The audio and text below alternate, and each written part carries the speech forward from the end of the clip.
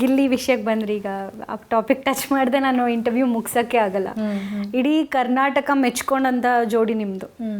ಒಬ್ಬೊಬ್ಬರು ಒಂದೊಂದು title ಕೊಟ್ಟಿರ್ಬೋದು, but ಏನೋ ಅನ್ನೇಮ್ಡ್ ರಿಲೇಷನ್ಶಿಪ್ ಅಂತಲೇ ಕರೆದು ಬಿಡೋಣ. ಇಡೀ ಕರ್ನಾಟಕ ಇಷ್ಟಪಡ್ತು. ಆಮೇಲೆ ಇಡೀ ಕರ್ನಾಟಕ ಗಿಲ್ಲಿಗೂ ಫ್ಯಾನ್ಸ್ ಆಗಿದ್ರು, ಅಂದರೆ ಇನ್ಕ್ಲೂಡಿಂಗ್ ನನ್ನನ್ನು ಸೇರಿ ಎಲ್ಲರೂ ಗಿಲ್ಲಿನ ಇಷ್ಟಪಟ್ಟಿದ್ದಾರೆ. ಅದು ಹೇಳೋಕ್ಕೆ ಎಕ್ಸ್ಪ್ಲೈನ್ ಮಾಡೋಕ್ಕಾಗದೇ ಇರೋಷ್ಟು ಪ್ರೀತಿ ಗಿಲ್ಲಿಗೆ ಸಿಕ್ಕಿದೆ. ಬಟ್ ಗಿಲ್ಲಿ ಪ್ರೀತಿ, ಗಿಲ್ಲಿ ಕೇರ್ ನಿಮಗೆ ಸಿಗ್ತಾಯಿತ್ತು. ತುಂಬ ಜನ ಉರ್ಕೊಂಡಿದ್ದಾರೆ ಅದಕ್ಕೆ. ಎಲ್ಲದಕ್ಕೂ ಗಿಲ್ಲಿ ಗಿಲ್ಲಿ ಅಂತ ಹೋಗ್ತಾರೆ ಅಂತ, ಅಥವಾ ಕಾವ್ಯ ಕಾವ್ಯ ಅಂತ ಅವ್ರ ಹೆಸರು ತಗೋತಾರೆ ಅಂತ. ಅದು ಸ್ಟ್ರಗಲ್ ಹೆಂಗಿತ್ತು ಮನೇಲಿ? ಅದೇ ಇವಾಗ ನಾವು ಜಂಟಿಯಾಗಿ ಹೋಗಿದ್ರಿಂದ ದಟ್ ವಾಸ್ ದ ಚಾಲೆಂಜ್ ನನಗೆ. ಏನು ಆ ಜಂಟಿ ಅನ್ನೋ ಕಾನ್ಸೆಪ್ಟ್ ಇತ್ತಲ್ಲ, ಅದೇ ನನಗೆ ಚಾಲೆಂಜ್ ಅಂತ ಅನಿಸ್ತು. ಜಂಟಿಯಾಗಿ ಹೋಗಿಲ್ಲದೆ ಇದ್ದಿದ್ರೆ ಪ್ರಾಬಬ್ಲಿ ಬೇರೆ ಬೇರೆ ಥರ ಸಿಚುಯೇಷನ್ಸ್ನ ನಾನು ಫೇಸ್ ಮಾಡಬೇಕಾಗ್ತಿತ್ತು, ಬೇರೆ ಬೇರೆ ಥರ ಚಾಲೆಂಜಸ್ನ ನಾನು ಫೇಸ್ ಮಾಡಬೇಕಾಗ್ತಿತ್ತು. ಜಂಟಿಯಾಗಿ ಹೋಗಿದ್ರಿಂದ ಅದೇ ಒಂದು ಚಾಲೆಂಜ್. ಎಂಟೈರ್ ಸೀಸನ್ ನಾನು ಅದಕ್ಕೆ ಫೈಟ್ ಮಾಡ್ಕೊಂಡು ಬಂದೆ. ಬಿಕಾಸ್ ನನಗೆ ಆ ಥರ ಬರ್ತಾಯಿತ್ತು, ಗಿಲ್ಲಿಗೆ ಹೋಗ್ತಾ ಇರಲಿಲ್ಲ. ಅಂದರೆ ಗಿಲ್ಲಿಗೆ ಆ ಥರ ಕಂಪ್ಲೇಂಟ್ಸ್ ಹೋಗ್ತಿರ್ಲಿಲ್ಲ, ನನಗೆ ಬರ್ತಾ ಇದ್ದಿದ್ದು. ನನ್ನ ಆಟಕ್ಕೆ ಅದು ಪ್ರಾಬ್ಲಮ್ ಆಗ್ತಿದೆ ಅಂತ ಬರ್ತಾಯಿತ್ತು. ಹಾಗಾಗಿ ನಾನು ಏನು ಸ್ಟ್ಯಾಂಡ್ ತೊಗೋಬೇಕು, ನಾನು ಹೇಗೆ ಆಟ ಆಡಬೇಕು, ಆಟಕ್ಕೆ ನಾನು ಏನು ಚೇಂಜ್ ಮಾಡ್ಕೋಬೇಕು ಅದಷ್ಟು ಮಾಡಿದೆ. It was challenging. At the same time ಆ ಒಂದು ಫ್ರೆಂಡ್ಶಿಪ್ನ ಎಲ್ಲೂ ಬಿಟ್ಕೊಡ್ಲಿಲ್ಲ. ಈಗ ನಿಮ್ಮ ಫ್ಯಾಮಿಲಿ ಬಿಗ್ ಬಾಸ್ ಮನೆಗೆ ಬರುತ್ತೆ, ಅದೊಂದು ದೊಡ್ಡ ಇದಾಗುತ್ತೆ, ನ್ಯೂಸ್ ಆಗುತ್ತೆ. ಅಂದರೆ ಫ್ಯಾಮಿಲಿಯವರೇನೋ ಹೇಳಿದ್ರು ಅನ್ನೋ ಕಾರಣಕ್ಕೆ ವಾಪಸ್ ಕಳಿಸ್ಬೇಕಾಗಿ ಬರುತ್ತೆ. ತುಂಬ ಬೇಜಾರಾಗುತ್ತೆ. ಅಫ್ಕೋರ್ಸ್ ಫ್ಯಾಮಿಲಿನ ಆಚೆ ಟ್ರೋಲ್ ಮಾಡ್ತಿರುವಾಗ ಎಷ್ಟು ನೋವಾಗುತ್ತೆ. ಅಫ್ಕೋರ್ಸ್ ನೋವಾಗುತ್ತೆ, ಬಟ್ ಯಾಕೆ ಹಾಗಾಯಿತು ಅಂತ ಅನಿಸುತ್ತೆ ನಿಮಗೆ?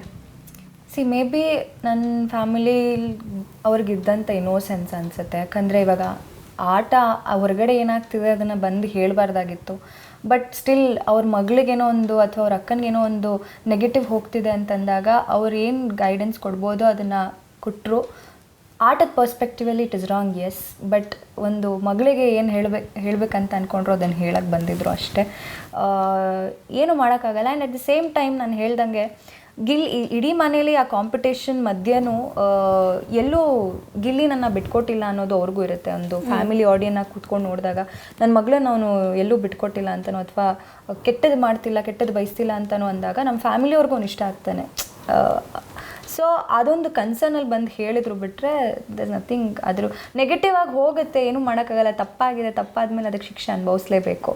ಸೊ ಅಂದರೆ ಅವ್ರು ಬಂದು ಹೋದ್ಮೇಲೆ ಕಾವ್ಯ ಚೇಂಜ್ ಆದರು. ಅಂದರೆ ಫ್ಯಾಮಿಲಿಯವ್ರು ಬಂದು ಹೇಳಿದ್ಮೇಲೆ ಗಿಲ್ಲಿ ಜೊತೆ ಚೆನ್ನಾಗಿರುವಂಥ ಅಥವಾ ಅಣ್ಣ ಅಂತ ಕರಿಬೇಡ ಅಂತ ಹೇಳಿದ್ಮೇಲೆ ಕಾವ್ಯ ಸಿಕ್ಕಾಪಟ್ಟೆ ಚೇಂಜ್ ಆದರು, ಗಿಲ್ಲಿ ಜೊತೆಗಿನ ರಿಲೇಷನ್ಶಿಪ್ ಚೇಂಜ್ ಆಯಿತು ಅಂತ. ಸೊ ಇವಾಗ ಫ್ಯಾಮಿಲಿಯವ್ರು ಬಂದು ಹೋದ್ಮೇಲೆ ನಾನು ಗಿಲ್ಲಿ ಜೊತೆ ಜಗಳ ಆಡೇ ಇಲ್ವಾ? ಅವನ ಅಣ್ಣ ಅಂತ ರೇಕ್ಸೇ ಇಲ್ವಾ? ನನ್ನ ಆಟ ನಾನು ಮುಂಚೆ ಹೇಗೆ ಆಡ್ತಿದ್ನೋ ಹಾಗೆ ಆಡ್ಕೊಂಡೇ ಹೋದೆ. ಫ್ಯಾಮಿಲಿಯವ್ರು ಬಂದ ತಕ್ಷಣ ನನ್ನ ಆಟ ಅಂತೂ ಚೇಂಜ್ ಮಾಡಲಿಲ್ಲ. ಅದಾದಮೇಲೂ ನಾನು ಅವನು ತುಂಬ ಸಲ ಜಗಳ ಆಡಿದ್ದುಂಟು, ನಾನು ಅವ್ನಿಗೆ ಅಣ್ಣ ಅಂತ ರೇಗಿಸಿದ್ದು ಉಂಟು. ಮನೆಯವ್ರು ಹೇಳಿದ್ದನ್ನು ನಾನು ಅದನ್ನು ಸೀರಿಯಸ್ಸಾಗಿ ಕನ್ಸಿಡರ್ ಮಾಡಲಿಲ್ಲ. ಕೊನೆಗೂ ಯಾಕಂದರೆ ನಾನೊಂದು ಕ್ಯಾಲ್ಕುಲೇಷನಲ್ಲಿ ಆಟ ಆಡ್ತಿರ್ತೀನಿ, ಅಥವಾ ನನ್ನ ಬುದ್ಧಿಗೆ ತಕ್ಕಂತೆ ನಾನು ಆ ಮನೇಲಿ ಇರ್ತೀನಿ. ಸೊ ನನಗೇನು ಸರಿ ಅನಿಸುತ್ತೋ ನಾನು ಅದನ್ನೇ ಮಾಡಿದ್ದು ಕೊನೆವರೆಗೂ. ಫ್ಯಾಮಿಲಿಯವ್ರು ಬಂದ ತಕ್ಷಣ ಡಿಸ್ಟರ್ಬ್ ಆಗಿದ್ದುಂಟು, ಆ ಸಿಚುಯೇಷನಿಂದ ನನಗೆ ನಾನು ಡಿಸ್ಟರ್ಬ್ ಆಗಿದ್ದಂತೂ ಉಂಟು. ಬಟ್ ಎಲ್ಲೂ ನಾನು ಆಟ ಚೇಂಜ್ ಮಾಡಿದೆ ಅನ್ನೋದನ್ನು ಒಪ್ಪಲ್ಲ. ಗಿಲ್ಲಿಯವ್ರ ಜೊತೆಗಿನ ಫ್ರೆಂಡ್ಶಿಪ್ಗೆ ಏನು ಹೇಳೋಕ್ಕೆ ಇಷ್ಟಪಡ್ತೀರಾ? ಅಂದರೆ ನಿಜವಾಗ್ಲೂ ಅವ್ರು ನಿಮ್ಮನ್ನು ಹಚ್ಕೊಂಡಿದ್ರಾ? ನಿಜವಾಗ್ಲೂ ಅವ್ರಿಗೆ ನಿಮ್ಮ ಮೇಲೆ ಫೀಲಿಂಗ್ಸ್ ಇತ್ತಾ, ಅಥವಾ ಅದು ಆಟಕ್ಕಾಗಿ ಮಾಡಿದ್ದು ಅಂತ ಅನಿಸುತ್ತಾ?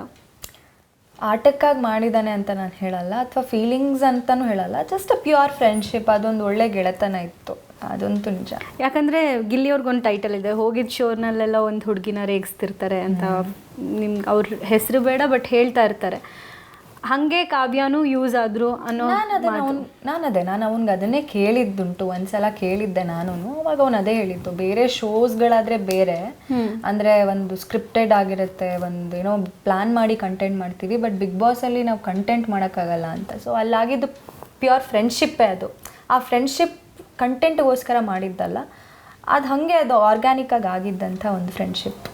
ಮತ್ತು ನಾನು ಆಗಲೇ ಹೇಳ್ತಾ ಇದ್ದೆ, ಪರ್ಸ್ನಾಲಿಟಿ ಕ್ವೀನ್ ಅಂತ ಟ್ಯಾಗ್ ಕೊಡ್ತಾರೆ. ಅಲ್ಲಿ ತನಕ ಬಹುಶಃ ಕಾವ್ಯಾಗ ಅಷ್ಟರ ಮಟ್ಟಿಗೆ ನೆಗೆಟಿವ್ ಆಗಿರಲ್ಲ. ನೀವು ಗಿಲ್ಲಿನ ನಾಮಿನೇಟ್ ಮಾಡಬೇಕಾಗಿ ಬರುತ್ತೆ. ನಾನು ಒಂದು ರೆಗ್ಯುಲರ್ ಫಾಲೋವರ್ ಆಗಿ ನಾನು ಅಬ್ಸರ್ವ್ ಮಾಡಿದ್ದು, ಅಲ್ಲಿ ತನಕ ಇಲ್ಲದೇ ಇರೋ ಒಂದು ನೆಗೆಟಿವಿಟಿ ಕಾವ್ಯ ಬಗ್ಗೆ ನಾಮಿನೇಟ್ ಮಾಡಿದ ಕೂಡಲೇ ಸ್ಟಾರ್ಟ್ ಆಗಿಬಿಡುತ್ತೆ. ಯಾಕೆ ನಾಮಿನೇಟ್ ಮಾಡಲೇಬೇಕಂತ ಅನ್ನಿಸ್ತು? ಆಮೇಲೆ ಅದಾದಮೇಲಿಂದ ನೆಗೆಟಿವಿಟಿ ಹೆಂಗೆ ಎಕ್ಸೆಪ್ಟ್ ಮಾಡ್ತೀರಾ? ಅದೇ ನೀವು ಹೇಳಿದ್ರೆ ರೆಗ್ಯುಲರ್ ರಿವ್ಯೂ ಮಾಡ್ತಾ ಇದ್ದೆ, ನಾನು ನೋಡ್ತಾ ಇದ್ದೆ ರೆಗ್ಯುಲರಾಗಿ ಬಿಗ್ ಬಾಸ್ನ ಅಂತ. ನಿಮಗೇನು ಅನಿಸ್ತು ನಾನು ನಾಮಿನೇಟ್ ಮಾಡಿ? ನನಗೆ ಹಾನೆಸ್ಟಾಗಿ ಹೇಳಬೇಕು ಅಂದರೆ, ನಾಮಿನೇಟ್ ಮಾಡೋದು ಅಫ್ಕೋರ್ಸ್ ಮನೆಯಿಂದ ಹೊರಗೆ ಕಳ್ಸೋಕ್ಕೆ. ಒಂದು ಆಟದಿಂದ ಹೊರಗಿಡೋ ಅಷ್ಟರ ಮಟ್ಟಿಗೆ ಅದು ಅಫೆಕ್ಟ್ ಮಾಡ್ತಿದೆ ನಿಮಗೆ ಅಂದರೆ ನೀವು ಮೊದಲಿಂದನೂ ಹೇಳಬೇಕಾಗಿತ್ತು ಅದನ್ನು. ನೀವು ಅಲ್ಲಿ ಸೊ ನಾನು ಮೊದಲಿಂದ ಅವನಿಗೆ ಹೇಳೇ ಇಲ್ಲ ಅಂತ ಅನ್ಸುತ್ತಾ? ನೀವು ನಾಮಿನೇಟ್ ಮಾಡಿ ಹೇಳಿದ ತಪ್ಪು ಅನ್ನೋದು ಜನದ ಪಾಯಿಂಟ್ ಆಫ್ ವ್ಯೂ. ನಾನು ಅದನ್ನೇ ಹೇಳಿದ್ದು, ನಾಮಿನೇಟ್ ಮಾಡುವಾಗಲೂ ನಾನು ಅದೇ ಏನು ಹೇಳ್ತೀನಿ ಅಂದರೆ, ಇದ್ರ ಬಗ್ಗೆ ನಾನು ತುಂಬ ಸಲ ಅವನಿಗೆ ಹೇಳಿದ್ದೀನಿ, ತುಂಬ ಸಲ ಗೈಡ್ ಮಾಡಿದ್ದೀನಿ, ಇದು ತಪ್ಪಾಗುತ್ತೆ, ನೀನು ಆಟಕ್ಕೂ ಅದು ಎಫೆಕ್ಟ್ ಆಗುತ್ತೆ ಅಂತ ಹೇಳಿರ್ತೀನಿ. ಬಟ್ ಸ್ಟಿಲ್ ಅವನು ಇಂಟೆನ್ಷನಲಿ ಅದು ಮಾಡ್ತಿರಲ್ಲ, ಏನೋ ತಮಾಷೆ ಫ್ಲೋ ಅಲ್ಲಿ ಅಥವಾ ಏನೋ ಹಾಗೆ ಫ್ಲೋ ಅಲ್ಲಿ ಬಂದ್ಬಿಡ್ತಾ ಇತ್ತು. ಪ್ರಾಬಬ್ಲಿ ನಾಮಿನೇಷನಿಗೆ ಈ ರೀಸನ್ ತೊಗೊಂಡ್ರೆ ಅವ್ನು ಅಲರ್ಟ್ ಆಗ್ತಾನೆ ಅನ್ನೋದೇ ನನಗಿದ್ದಿದ್ದು. ಆಟ ತುಂಬ ಚೆನ್ನಾಗಿ ಆಡ್ತಿದ್ದಾನೆ, ಎಲ್ಲೋ ಫೈನ್ ಟ್ಯೂನ್ ಮಾಡಿಕೊಂಡ್ರೆ ಅವ್ನ ಆಟ ಇನ್ನೂ ಚೆನ್ನಾಗಿರುತ್ತೆ ಅನ್ನೋದು ನನಗೆ ಐ ವಾಸ್ ಶ್ಯೂರ್. ನಾಮಿನೇಟ್ ಮಾಡಿದ್ದೂ ಅವ್ನು ಆಚೆ ಹೋಗಲ್ಲ ಅನ್ನೋ ಕಾನ್ಫಿಡೆನ್ಸ್ ಇತ್ತು. ನಾಮಿನೇಷನಿಗೆ ರೀಸನ್ ನಾನು ಯಾಕೆ ತೊಗೋತಿದ್ದೀನಿ ಅಂದರೆ, ಚೆನ್ನಾಗಿ ಆಡ್ತಿದ್ದಾನೆ, ಎಲ್ಲೋ ಒಂದು ಸ್ವಲ್ಪ ಫೈನ್ ಟ್ಯೂನ್ ಮಾಡ್ಕೋಬೇಕು ಅಂತ ಇತ್ತು ಅಷ್ಟೇ. ಬಿಟ್ಟರೆ ನಾಮಿನೇಟ್ ಮಾಡಲೇಬೇಕು ಅಂತ ನಾನು ಅವನನ್ನು ಮಾಡಲಿಲ್ಲ.